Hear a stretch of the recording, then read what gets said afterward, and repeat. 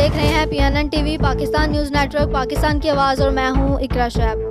گیپکو نے 7 کروڑ 20 لاکھ کی لاگت سے جلال پور بٹیاں گریڈ اسٹیشن پر نیا ٹرانسفارمر نصب کر دیا ہے۔ گیپکو چیف محسن رضا خان اور ممبر قومی اسمبلی شوکت علی بھٹی نے پاور ٹرانسفارمر کا افتتاح کیا ہے۔ مزید جانتے ہیں ہم اپنے نمائندہ عابد مغل سے۔ جی عابد، اپڈیٹ کیجیے گا اس حوالے سے۔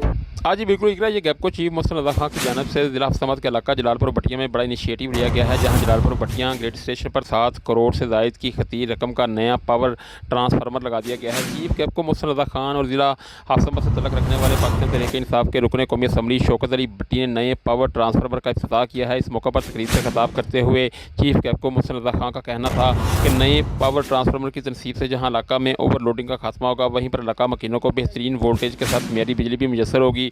گیپکو کے ترسیلی نظام کو بہتر سے بہتر بنانے کے لیے تعمیر اور اپ گریڈیشن کے بیش پر منصوبوں پر تیزی سے کام جاری ہے۔ یہ بھی کہا گیا ہے محسن رضا خان کی جانب سے تقریب میں کروڑوں کی لاگت سے مکمل ہونے والی سہم منصوبے کی تکمیل سے جلال یونیورسٹی اور گرد و نواح کے تقریباً 200 سے زائد دیہات کے 25,000 سے زائد صارفین کو بجلی کی فراہمی ممکن ہوگی۔ تقریب سے خطاب کرتے ہوئے MNA چودھری شوکت بھٹی نے جلال پور بٹیاں میں نئے پاور ٹرانسفارمر کی بروقت ایڈیشن کو گیپکو انجینئرز کا بڑا کارنامہ قرار دیتے ہوئے CEO گیپکو محسن رضا خان اور ان کی ٹیم کو بھرپور خراج تحسین پیش کیا ہے۔